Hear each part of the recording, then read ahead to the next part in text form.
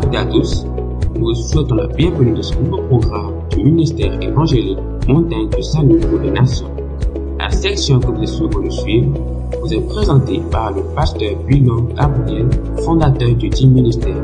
Nous croyons que par ce message, vous serez édifiés, transformés et rebâtis dans votre nouvelle vie avec Christ. Pour plus d'informations, veuillez nous contacter au 00 229 60 22 62 49 ou à l'adresse email www.mort.sozo.ministry@gmail.com.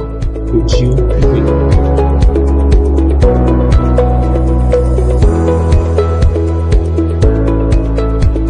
L'Esprit de Dieu et nous. Amen. Alors ici, dans ce qu'on va dire aujourd'hui, ceci va aider beaucoup d'entre vous à commencer peut-être à savoir quand c'est Dieu qui vous parle ou bien c'est quand c'est vous qui parlez. Amen. Parce qu'il y a un temps où c'est vous qui parlez, il y a un temps où c'est Dieu qui parle. Maintenant, comment savoir que c'est Dieu qui parle et comment savoir que c'est vous qui parlez? C'est de ça qu'on veut parler tout à l'heure. En tant que chrétien, je dois savoir quand c'est moi qui parle. Je dois vraiment savoir quand c'est Dieu qui parle.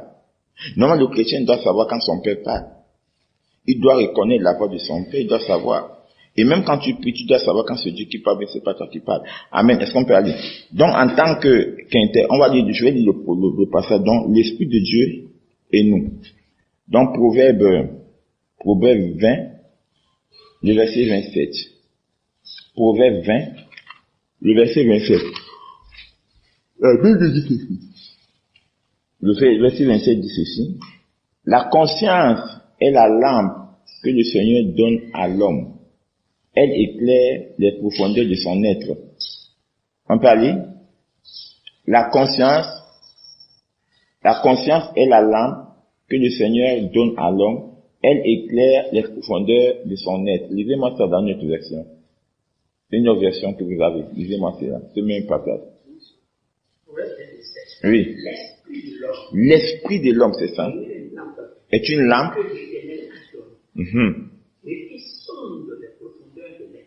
Voilà, l'esprit de l'homme est une lampe que le Seigneur a donnée à l'homme et qui sonde ses profondeurs.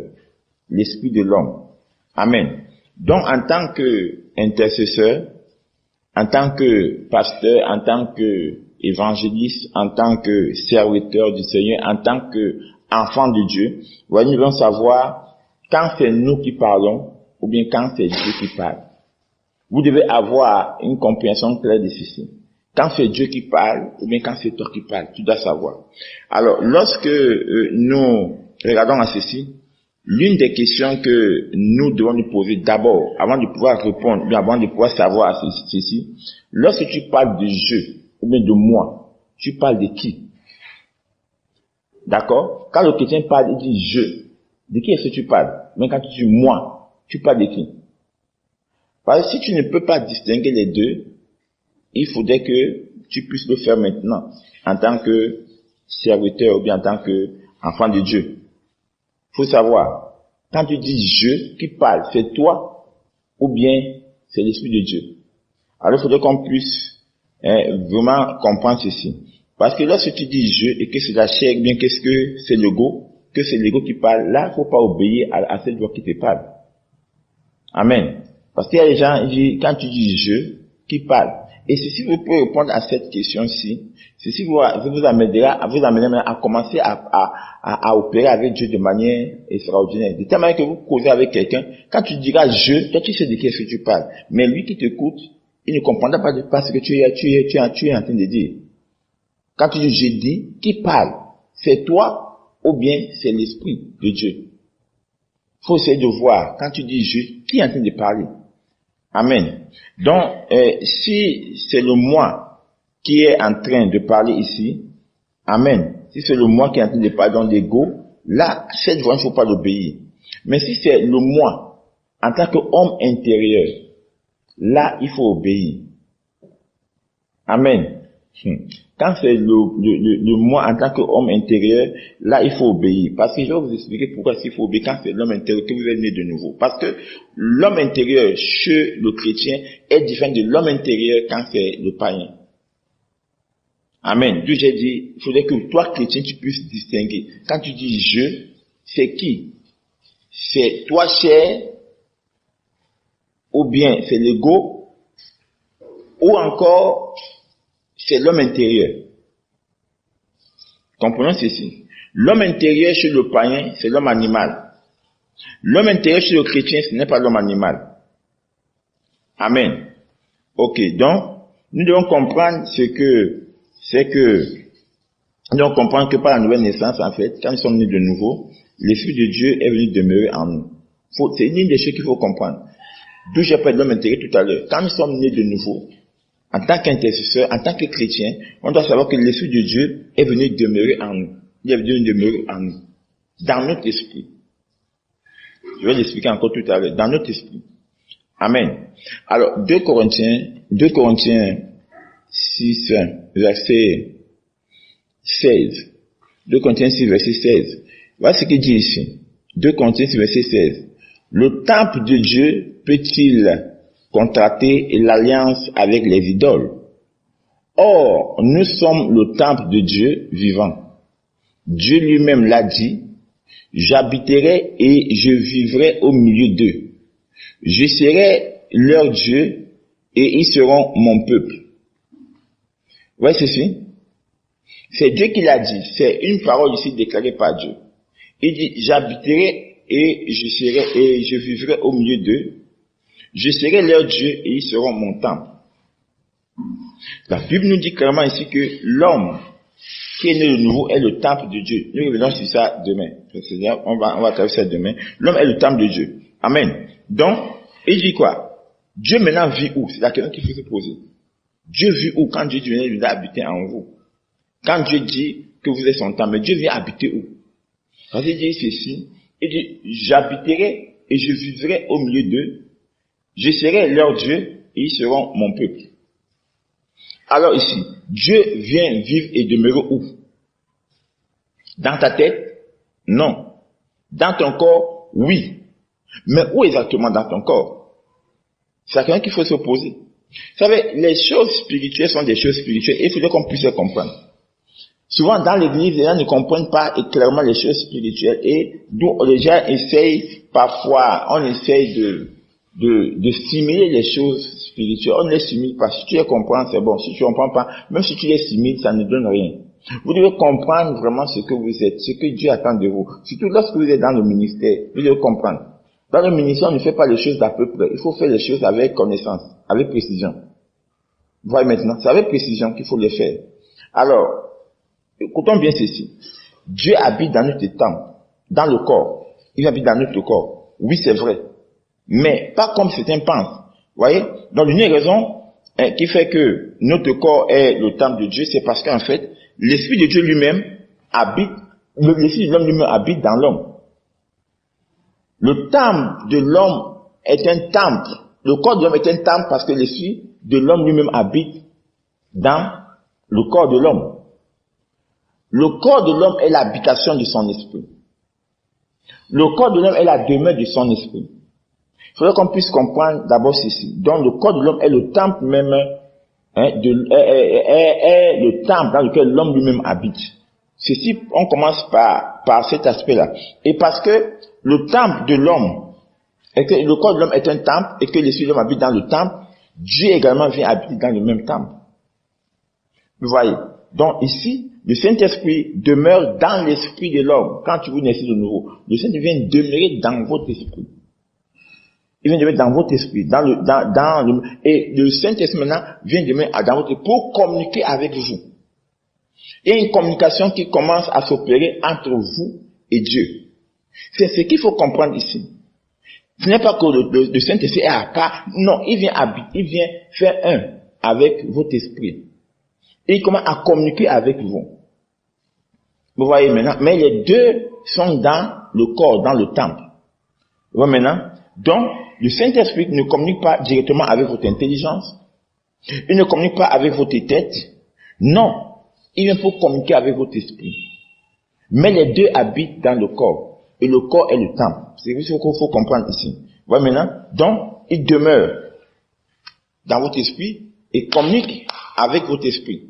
Alors, Jean 14, le verset 23, Jean 14, le verset 23. Voyez ce qu'il dit ici. En la page, Jean 14, verset 23. Regardez-moi bien ceci. Il dit, Jésus lui répondit, si quelqu'un m'aime, il mettra en pratique ce que j'ai dit. Ainsi, mon Père aussi l'aimera, et nous viendrons tous deux vers lui. Nous viendrons tous deux vers lui, voilà maintenant, et nous nous établirons, et nous nous établirons à demeure chez lui. Écoutez ceci. Ce n'est pas l'homme qui allait chercher Dieu. C'est Dieu qui est venu chercher l'homme. Ce n'est pas l'homme qui invite Dieu à venir habiter chez lui. C'est Dieu qui se décide de venir habiter dans l'homme. C'est Dieu lui-même. Et il dit ceci. Il donne la condition. C'est ce qu'il est en train de dire ici. Il dit, la Bible dit clairement ceci, verset 23. Il dit, si quelqu'un m'aime, d'accord, il mettra en pratique ce que j'ai dit. C'est la condition pour que Dieu vienne habiter dans le corps de quelqu'un. Aimer Dieu et démontrer maintenant cet amour par la pratique de la parole. Et quand tu pratiques cette parole maintenant, qu'est-ce qu'il n'est pas dit ici? Aussi, mon Père et moi, nous l'aimerons. D'accord? Il dit maintenant ici, il dit maintenant, nous viendrons tous deux vers lui. Alors, donc c'est pour dire quoi? C'est qu'on a l'impression que le Seigneur observe comment tu obéis à la parole de Dieu. Comment tu obéis. Et quand tu obéis, le Père aussi t'observe et les deux décident de venir vers toi pour venir établir leur demeure en toi. Ouais, mais il dit, nous venons établir. Il dit ceci, nous établirons à demeure chez lui. Ouais, maintenant, il vient s'établir. Donc ce passage ici parle de la venue du Saint-Esprit. Et après, il y a la venue du Saint-Esprit. Donc le Père en personne et le Fils en personne, par l'appel du Saint-Esprit, viennent s'établir dans une personne. La chrétienté, c'est autre chose que ce que les gens pensent. C'est autre chose que ce que les gens pensent. Une personne qui n'entend pas la voix du Seigneur, cette personne ne peut pas évoluer. Le Père, le Fils et le Saint-Esprit sont venus établir demeure dans un homme. Ils sont venus habiter dans un homme. Et s'ils habitent en nous, c'est pour dire quoi? Nous devons être capables d'entendre leur voix. Et c'est quand nous obéissons à la voix du Père, au temps du Saint-Esprit, la voix du Père et du Fils, par la peine du Saint-Esprit, automatiquement, nous commençons à voir Dieu se manifester dans notre vie. Beaucoup de personnes ne comprennent pas ceci. Alors si c'est que Dieu est venu s'établir en nous, c'est pour dire quoi? Automatiquement, je transporte le royaume avec moi. Dieu habite dans notre esprit. Le Père, le Fils et le Saint-Esprit ont fait demeure dans le temple et habite et collabore, communique avec notre esprit. D'où une personne qui n'est pas capable d'écouter son propre esprit, d'écouter sa conscience, cette personne ne peut pas entendre la voix de Dieu. Il ne peut pas. Dieu parle dans notre esprit. Et donc Dieu a dit tout à l'heure ceci. Lorsque Dieu t'a parlé, comment tu l'as entendu? Si tu n'es pas capable d'écouter ta propre conscience, tu n'es pas capable d'écouter la voix de ta conscience elle-même, tu n'es pas capable même d'entendre la voix de Dieu. Ça fait un. Si tu n'es pas capable d'écouter ton esprit, tu ne peux pas écouter la voix de Dieu. Et la Bible nous dit maintenant ceci. Il dit que la lampe, Dieu a mis une lampe en nous, c'est quoi? Que l'esprit, c'est une lampe que Dieu a mis en nous. C'est pour nous éclairer. Vous voyez maintenant? Alors si quelqu'un n'est pas capable d'entendre la voix de son esprit, il n'est pas capable d'entendre la voix de Dieu. Et quand vous pouvez maintenant commencer à regarder, vous allez commencer à entendre la voix de Dieu de temps en temps. Vous voyez maintenant? 1 Corinthiens 3, verset 16. 1 Corinthiens 3, verset 16. 1 Corinthiens 3, je vais lire rapidement ici. Et ce passage, tout le monde le connaît. 1 Corinthiens 3, le verset 16 que tout le monde lit chaque fois, et que beaucoup peut-être ne comprennent même pas ce qu'il est en train de dire. Alors, le verset 16, il dit ceci. Amen.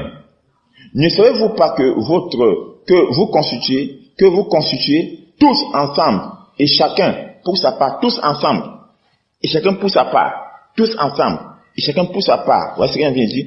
Le temple de Dieu, et que l'Esprit de Dieu habite en vous. Ici, il dit habite en vous. Mais cet esprit habite où? Il est venu s'établir dans votre esprit. Il fait un avec votre esprit. Quand Dieu vous parle par son esprit.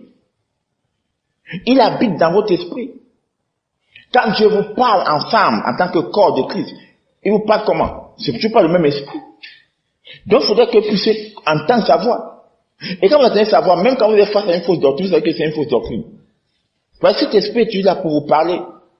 La Bible dit que vos corps sont des temples du Saint-Esprit. Vos corps sont des temples de Dieu. Dieu a choisi de vivre en vous. Dieu a choisi de faire demeure en vous. Dieu a construit ce corps afin qu'il puisse habiter dans ce corps. C'est que Dieu a fait le corps ainsi. Vous voyez? Amen. La Bible nous dit ici, il dit clairement ceci. Il dit que nous sommes son temple. Et Dieu est venu s'établir, habiter en nous. Donc lorsque tu es couché, Dieu est là. Quand tu parles, où tu pars, Dieu est là. On n'a même pas besoin de crier fort pour que Dieu puisse se manifester. Encore plus, nous on comprend ceci. C'est Dieu qui est en nous, qui prie au travers de nous. Si vous voulez commencer à comprendre ceci, la chrétienté devient maintenant une autre chose. Vous commencez à vous rendre compte maintenant ceci. Même quand quelqu'un vous touche, il peut recevoir la grâce de Dieu. Parce que l'Esprit de Dieu habite en vous. Vous voyez maintenant? Il faudrait qu'on puisse comprendre ceci. Même quand quelqu'un vous touche. Pourquoi? Dieu a fait demeure en vous. Avec toute sa plénitude, avec toute sa puissance. Il est venu habiter en vous. Vous voyez? 2 Corinthiens 6, verset 16. J'ai lu tout à l'heure, n'est-ce pas?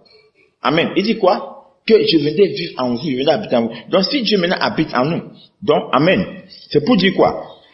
La nouvelle naissance n'est plus comme certaines personnes l'entendent. Non.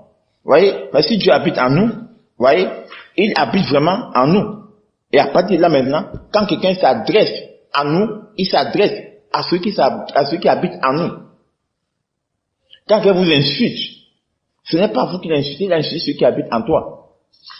Lorsque l'Esprit est venu faire un avec toi, quand quelqu'un te parle, il ne s'adresse pas à toi, il s'adresse à ceux qui habitent en toi.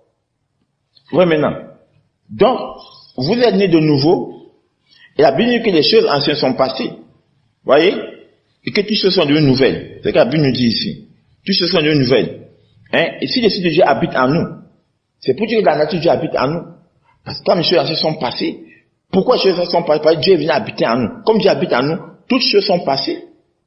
Avant, Dieu n'habitait pas en moi. Mais quand Dieu est venu habiter en moi maintenant, toutes choses sont passées maintenant. Il dit maintenant, toutes choses sont devenues nouvelles. Toutes choses sont nouvelles maintenant. Parce que quoi? 1, l'Esprit de Dieu habite en moi. 2, Dieu a fait sa demeure en moi. Dieu est venu demeurer en moi.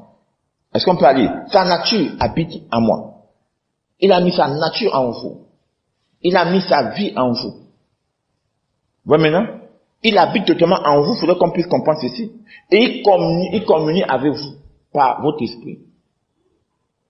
Il faudrait qu'on puisse comprendre ceci. Il communie avec vous. Tant que vous ne comprenez pas que Dieu habite en vous, qu'il communie avec vous, vous ne pouvez pas davantage savoir. Et tout cela fait penser que c'est vous qui faites cela. Quand vous comprenez maintenant que Dieu habite en vous, que c'est Dieu qui agit au travers de vous, c'est fini. D'où Paul pouvait dire, c'est je puis toutes choses par celui qui me fortifie. Paul savait celui qui habitait en lui. Paul était conscient de celui qui habitait en lui. Vous voyez maintenant? Alors, si c'est que Dieu habite en vous, écoutez-moi ceci. Il ne peut pas vous dire de faire du mal. Il ne peut pas vous dire de faire du mal. Vous voyez maintenant, en tant qu'intercesseur, donc si vous êtes intercesseur ou bien chrétien, rempli du Saint-Esprit, vous voyez maintenant, et que l'Esprit de Dieu habite en vous, soyez certain que vous avez la plénitude de l'Esprit de Dieu.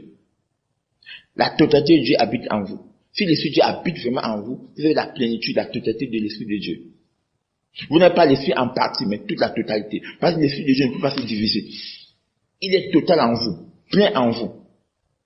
Mais le point c'est quoi? Plus je prends conscience de sa totalité en moi, de sa plénitude en moi, plus je vais commencer à voir ces manifestations plus manifestes dans ma vie. Beaucoup de personnes pensent que l'Esprit est un peu en eux. Non, l'Esprit ne peut pas être. L'Esprit est total en vous. Il est plein en vous. Il est venu habiter totalement en vous. Vous voyez maintenant? Il est plein en vous. Sa plénitude est en vous. Il est venu demeurer pleinement en vous. Il faut que vous puissiez comprendre ceci. D'où nous disons que s'il habite en moi, je ne peux pas faire de mal. Alors cette voix qui t'amène à faire de mal, qui t'amène à t'énerver, c'est quelle voix qui te parle? C'est pas la voix de l'esprit. C'est la voix de l'homme extérieur, pas la voix de l'esprit. C'est ton ego qui t'amène à t'énerver. C'est ton orgueil qui t'amène à faire du mal. C'est ton orgueil qui t'amène à avoir la rancune. C'est ton orgueil qui t'amène à avoir la haine pour les gens. Cette voix ne vient pas de l'Esprit de Dieu. Dieu ne peut jamais te dire de haïr quelqu'un. Dieu ne peut pas te dire de rejeter les gens. Non. Mais il y a des gens maintenant, ils rejettent certaines personnes. Quand ça arrive comme ça, il faut savoir que ce n'est pas Dieu qui te parle. Ça, c'est ton ego qui te parle. C'est l'homme extérieur qui te parle. Tu peux déjà savoir quand Dieu te parle. Tu peux déjà savoir quand c'est la voix de Dieu. Quand Dieu te parle, tout ce qui vient dans ton cœur, qui n'est pas conforme à la parole de Dieu, ce n'est pas Dieu. Parce que le Saint-Esprit demeurant en toi ne peut jamais te dire de haïr quelqu'un. Ne peut jamais te dire de rejeter les gens. Ne peut jamais te dire de rabaisser les gens. Ne peut jamais il ne peut pas. Tout le mal que certaines personnes disent que le Saint-Esprit, et ils pratiquent, cette voix-là ne vient pas de Dieu. Cette voix ne vient pas de l'Esprit de Dieu qui demeure en eux. Non, cette voix vient de l'homme extérieur. C'est l'homme extérieur qui est en train de les animer. C'est l'homme extérieur, ce n'est pas l'homme intérieur. Vous voyez? Et ce n'est pas l'homme intérieur. Écoutez maintenant ceci. Dieu, j'ai dit ceci. Lorsque vous continuez à écouter votre homme extérieur, vous restez un bébé chrétien. Vous restez un bébé chrétien. Il y a des gens qui parlent en langue, qui prophétisent même. Mais, pendant ce temps, ils ont des comportements et des caractères inhumains. Ce n'est pas la voix de l'Esprit de Dieu. Le Saint-Esprit ne peut jamais te dire de faire du mal à quelqu'un. Jamais. Il ne peut jamais te dire cela. Non. Le Saint-Esprit a l'amour de Dieu. En fait, c'est Dieu lui-même. Le Saint-Esprit a la compassion. Le Saint-Esprit a l'amour de Dieu. Et il te communique cela parce qu'il communique avec toi. Il vient pour te communiquer sa nature. Vous voyez maintenant? Donc, il y a certains components qu'on a aujourd'hui, on pense qu'il veut justifier cela. Non. Cela ne vient pas de Dieu. Cela ne vient pas de Dieu. Sincèrement. C'est l'homme extérieur qui est en train de parler. Donc, vous devez être capable de discerner quand c'est la chair qui vous parle et quand c'est l'Esprit de Dieu qui vous parle. Ces gens qui sont là, ils ne veulent pas parler avec quelqu'un, ils ne veulent pas. Ça, ce n'est pas la voix de Dieu. La voix de Dieu ne peut pas t'amener à haïr les gens. La voix de Dieu ne peut pas t'amener à faire du mal à quelqu'un. Alors, si tu es intercesseur, si tu es évangéliste, tu es serviteur de Dieu, et que ces choses sont en toi, il faut savoir qu'en fait, c'est une autre voix qui est en train de parler, c'est pas la voix de Dieu.